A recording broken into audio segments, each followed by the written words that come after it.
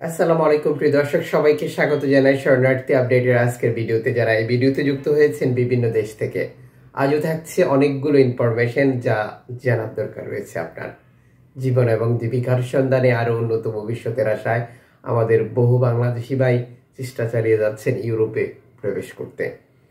আজকের প্রতিবেদনটি অসাধারণ, কারণ শুধু প্রবেশ আর প্রবেশের খবর। প্রথম থেকে শেষ পর্যন্ত যুক্ত থাকুন, ভিডিওটি শেয়ার করে অন্য বাংলাদেশিদেরকেও দেখতে সহযোগিতা করুন।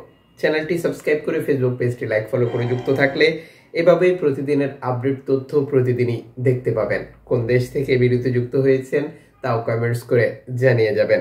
অভিবাসীদের কোনো তথ্য আপনাদের কাছে থাকলে তাও জানাতে পারেন, কারণ এই ইনফরমেশনগুলো জানার অধিকার রয়েছে সকল বাংলাদেশের।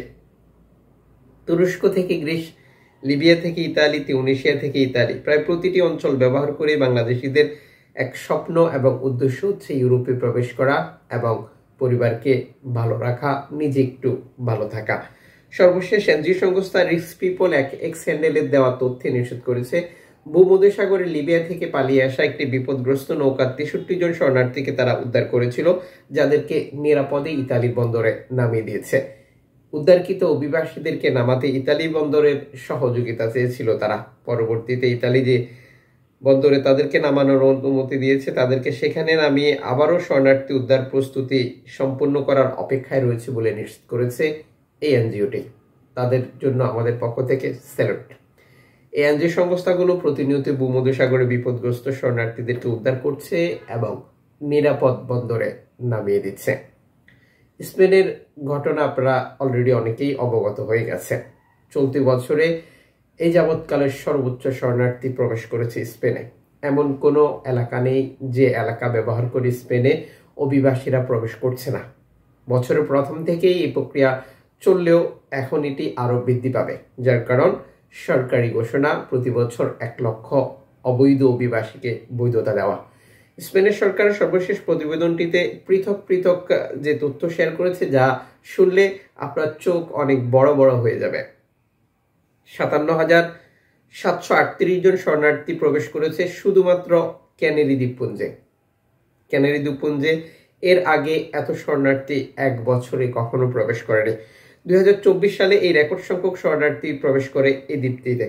ঐতিহাসিকভাবে শরণার্থী প্রবেশ পরিসংখ্যান কমে আসছিল 2018 সালের পর থেকে, কিন্তু গত বছরের শেষের দিক থেকে শরণার্থী প্রবেশ করা বৃদ্ধি পাওয়ার পর নতুন এই রেকর্ডটি অতিক্রম করেছে, যা এই যাবৎকালের সর্বোচ্চ। সর্বশেষ তথ্য অনুযায়ী 1719টি নৌকায় করে এই শরণার্থীরা প্রবেশ করেছিল এই দ্বীপপুঞ্জে। এদিকে সর্বশেষ তথ্য অনুযায়ী রেকর্ড সংখ্যক শরণার্থী সরাসরি মাটিতে মানে স্থলে প্রবেশ করেছিল, যেটির পরিসংখ্যান ছিল 43,737 জন। পাশাপাশি বিভিন্ন বিপজ্জনক পথ পাড়ি দিয়ে দ্বীপগুলোতে প্রবেশ করেছে গত মাসে 2312 জন এবং এর আগের মাসে ছিল 7338 জন। ধারাবাহিকভাবে এই পরিসংখ্যান বৃদ্ধি পাচ্ছে। শুধুমাত্র এই অঞ্চলটি নয়, মরক্কোর সাথে যে মেলিলা এবং সিউতা রয়েছে সেখানেও অভিবাসী প্রবেশ অতীতের সকল রেকর্ড ভেঙে দিয়েছে। 2018 সালে যেখানে পরিসংখ্যান ছিল 64,298 জন, চলতি বছরে যখন এই তথ্যটি প্রকাশ করা হচ্ছিল তখন পর্যন্ত শরণার্থী প্রবেশ করেছে 60,216 জন, মানে নতুন একটি রেকর্ড। এছাড়া ব্যালিয়ারিক দ্বীপপুঞ্জে শরণার্থী সংখ্যা 2018 সালে ছিল 43,737 জন, চলতি বছর যেটি যখন এই তথ্যটি প্রকাশ করা হচ্ছিল তখন পর্যন্ত 54,703 জন। এছাড়া আরো বিভিন্ন স্থান, স্থলপথ বা বিভিন্ন ওয়ে ব্যবহার করে শরণার্থী প্রবেশের সংখ্যা বৃদ্ধি পেয়েছে, যেটি 14.5%। 2018 সালে যে পরিসংখ্যান ছিল 60,216 জন, চলতি বছর সেটি 52,591 জন। এছাড়া বিভিন্ন স্থান ব্যবহার করে মূল ভূখণ্ডে শরণার্থী প্রবেশের সংখ্যাও ধারাবাহিকভাবে বৃদ্ধি পাচ্ছে, যা নতুন এক ইতিহাস সৃষ্টি করতে যাচ্ছে স্পেন। যদিও স্পেনের যে শ্রমমন্ত্রী রয়েছে তিনি এ ব্যাপারে স্পষ্ট একটি ধারণা দিয়েছে, আমাদের শ্রমিক সংকট তৈরি হবে সামনের দিনগুলিতে, আমরা এই সংকট মোকাবেলায় অভিবাসীদেরকে নিয়োগ দিচ্ছি বা সেটি মোকাবেলা করার জন্য আমাদের পূর্ব প্রস্তুতি, যা সারা পৃথিবীতে এক অনন্য দৃষ্টান্ত স্থাপন করেছে। যেখানে ইউরোপের হ্যাবিয়েট বা ধনী সম্পদশালী দেশগুলো শরণার্থী বের করে দেওয়ার জন্য, শরণার্থীদেরকে বিভিন্ন বর্ডার আটকে দেওয়ার জন্য, বিভিন্ন দেশ থেকে না আসতে দেওয়ার জন্য নানাভাবে বিলিয়ন বিলিয়ন ইউরো খরচ করছে। ঠিক সেই অবস্থাতে ইউরোপের মধ্যসারির এই দেশটির এই সিদ্ধান্ত রীতিমতো তোলপাড় সৃষ্টি করেছে টোটাল ইউরোপে, যার সমাপ্তি ঘটতে যাচ্ছে। আপনারা অলরেডি অবগত রয়েছেন, আলবেনিয়াতে শরণার্থী পাঠানো বন্ধ হয়ে গেছে। এটি আদৌ চালু হবে কিনা সেটি নিয়ে সন্দেহ রয়েছে, এবং ইউরোপীয় ইউনিয়ন যেমন জার্মানি তৃতীয় দেশে শরণার্থী পাঠানোর নানাভাবে আলোচনা করলেও সেটি এখন বন্ধর পথে। পাশাপাশি যুক্তরাজ্য সহ আরো বেশ কিছু দেশ শরণার্থী বিরোধী কার্যক্রম কাজ করলেও ভিতর থেকে এখন সেটিতে অনেকটাই তাদের মুখের যে বক্তব্য সেটি বন্ধ হওয়ার পথে। যার কারণ স্পেন যেখানে পাচ্ছে সেখানে তাদের ব্যর্থতা কোথায়? এখানে মূলত বর্তমান ইউরোপে একটি ট্রেন্ডিং চলছে যে কট্টর ডানপন্থী সরকার রাজনৈতিক দলগুলোর উত্থান, আর তারা অভিবাসীদেরকে মূল ইস্যু তৈরি করে সাধারণ মানুষের যে সহানুভূতি সেটি গ্রহণ করার চেষ্টা করছে, যার ফলশ্রুতিতে অভিবাসীদেরকে বারবার তাদের মূল টার্গেটে পরিণত করে তারা ভালো শাস্তি চাচ্ছে। যদিও এর বাইরেও ইউরোপ বর্তমান বহু সমস্যা রয়েছে, যেটি প্রতিটি দেশের বিরোধী দল, মানবাধিকার সংগঠন, এনজিও সংস্থাগুলোর তথ্য অনুযায়ী।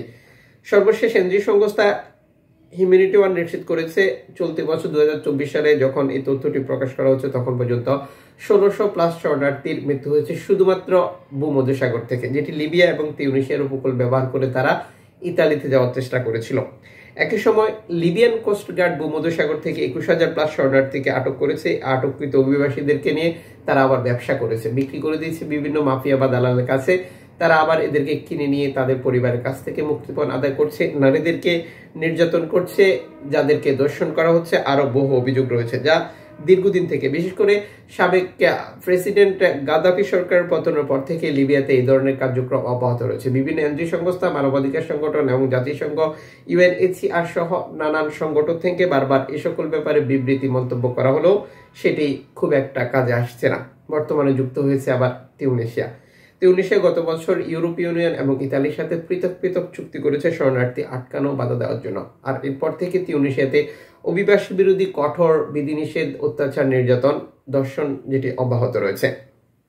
এদিকে টানটানে ছেড়ে যাওয়া একটি নৌকা খুঁজে পাচ্ছে না তাদের পরিবার। অ্যালামফোন রেডিও টেকনোলজির সাথে যোগাযোগ করে এই নৌকাটির সন্ধান চেয়েছে তারা।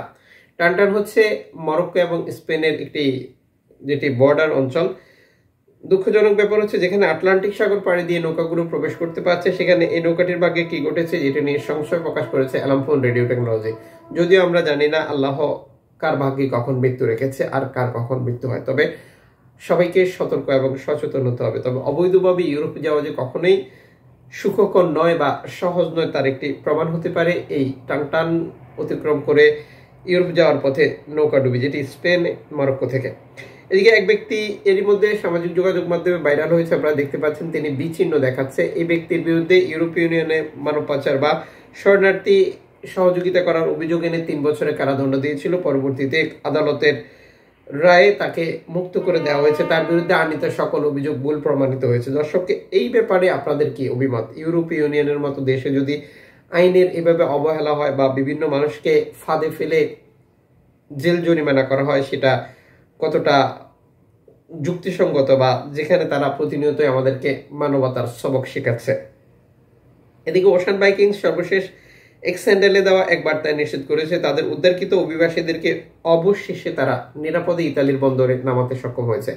এর আগে ভূমধ্যসাগর থেকে এই শরণার্থীদেরকে তারা উদ্ধার করেছিল। উদ্ধারকৃত শরণার্থীদেরকে নামানোর জন্য ইতালি কর্তৃপক্ষের কাছে বারবার আহ্বান জানানোর পরও তারা এই অভিবাসীদেরকে খুব একটা সহযোগিতা করেনি নামানোর জন্য, কারণ বিপদগ্রস্ত অবস্থায় এই অভিবাসীদেরকে যেটি লাইফ সাপোর্ট এবং ওশান ভাইকিংস যৌথভাবে উদ্ধার করেছিল 163 জন শরণার্থী, তাদেরকে নামানোর জন্য ইতালি কর্তৃপক্ষ এমন একটি বন্দর নির্ধারণ করে দিয়েছে যেখানে যেতে তাদেরকে 5 দিনের মতো লেগেছে। এর পথে বেশ কিছু ঘটনা ঘটেছিল, শরণার্থী মৃত্যু, শরণার্থী নিখোঁজ সহ আরো অনেকগুলো ঘটনা। পরিশেষে অভিবাসীদের নিরাপদে ইতালিতে হস্তান্তর করেছে, এটাই ভালো খবর। আপনার কাছে কোনো তথ্য থাকলে তাও জানাতে পারেন।